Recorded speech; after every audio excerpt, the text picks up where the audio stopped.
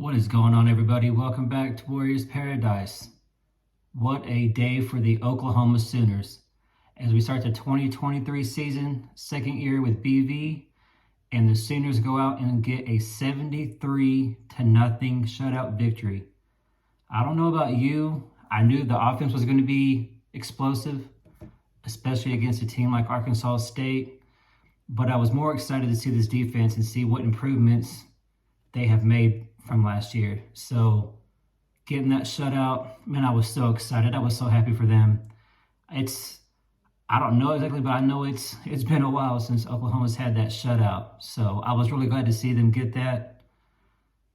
I mean, man, you look at it from the get-go. Oklahoma came racing out the gate. You get a quick touchdown.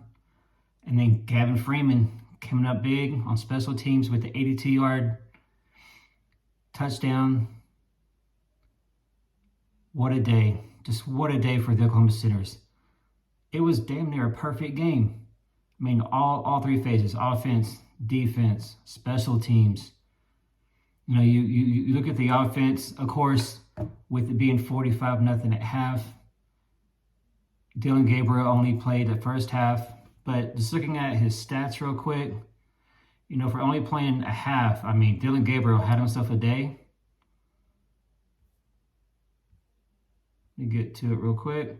So Dillon Gabriel in the first half, he went 19 of 22, 308 yards, 2 touchdowns.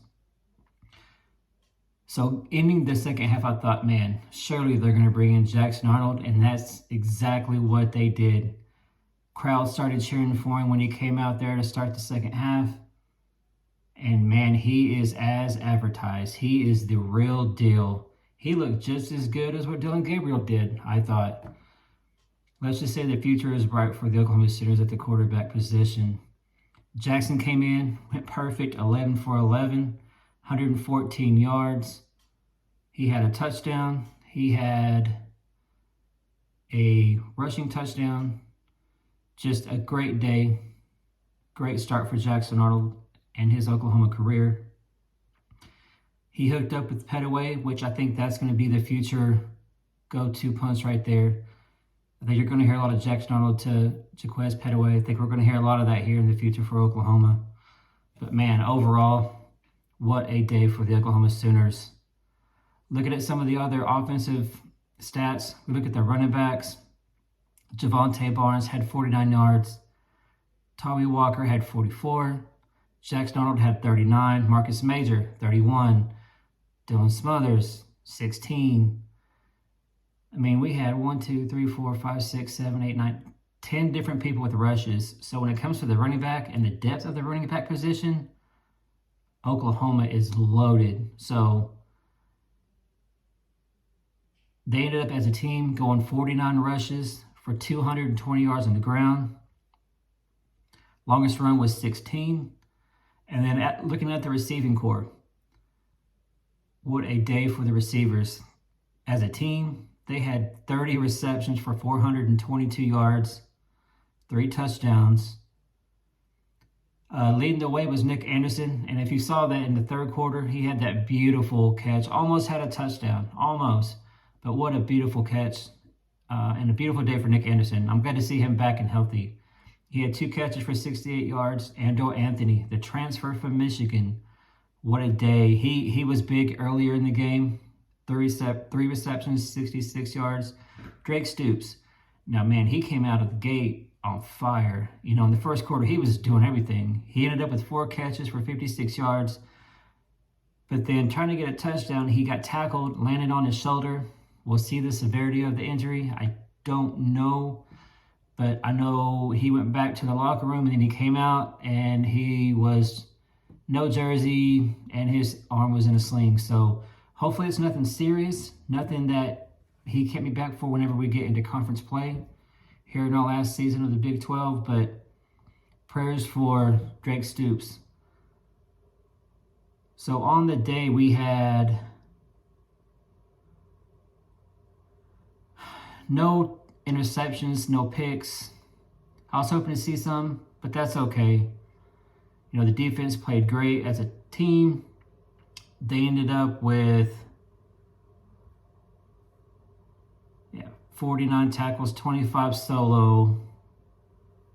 We had the 1 sack, but man, what a day. What a day for the Oklahoma Sooners. And Sooner Nation, you should be excited for this 2023 season. Just looking at all the improvement. I know it's Arkansas State, but just looking at the team as a whole compared to what we saw last year, what an improvement from BV and staff.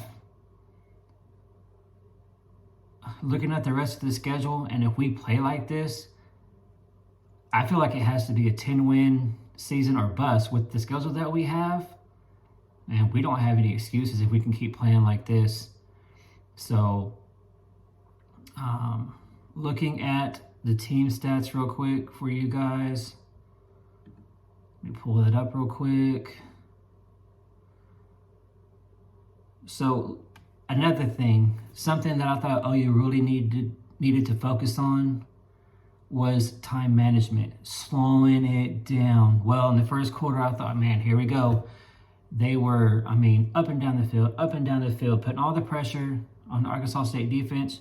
It was effective, but I'm like, man, we get into conference play. We can't be doing this. We have got to slow it down.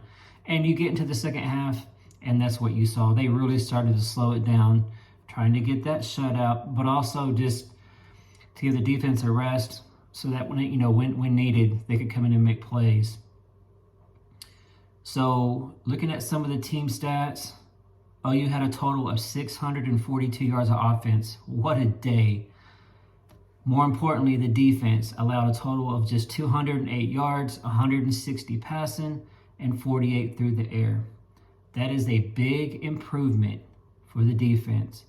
So my goal, last year we were at the bottom 5. Man, can we get into the top 50? That would be a huge improvement. So after today, we're well on our way.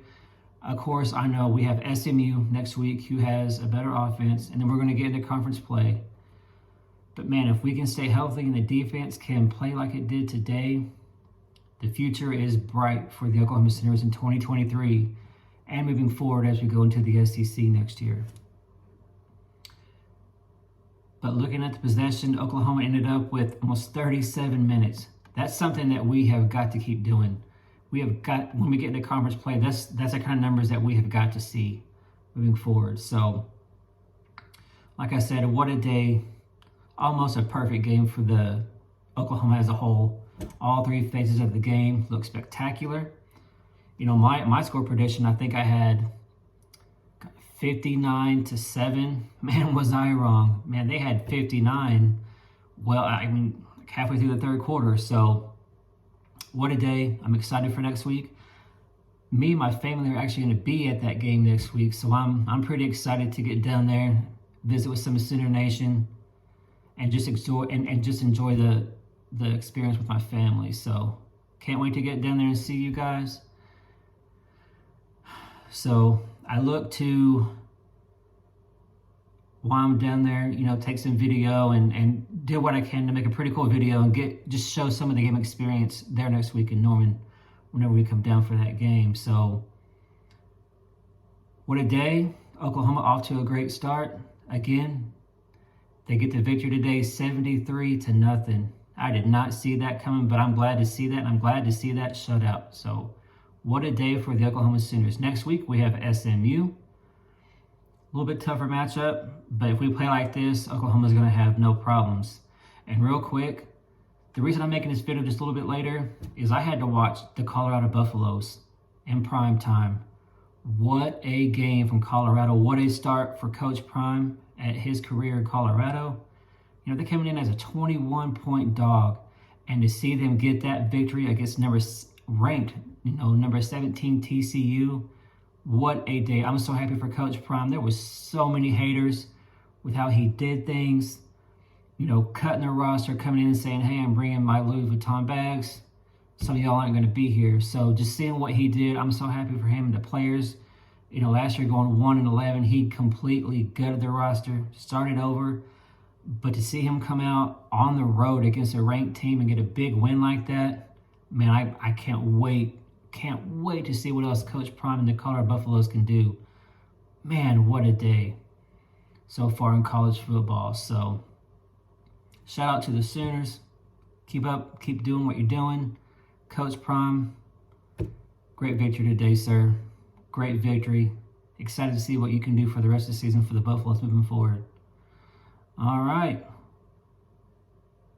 With that being said, Boomer, and I will see you on the next one.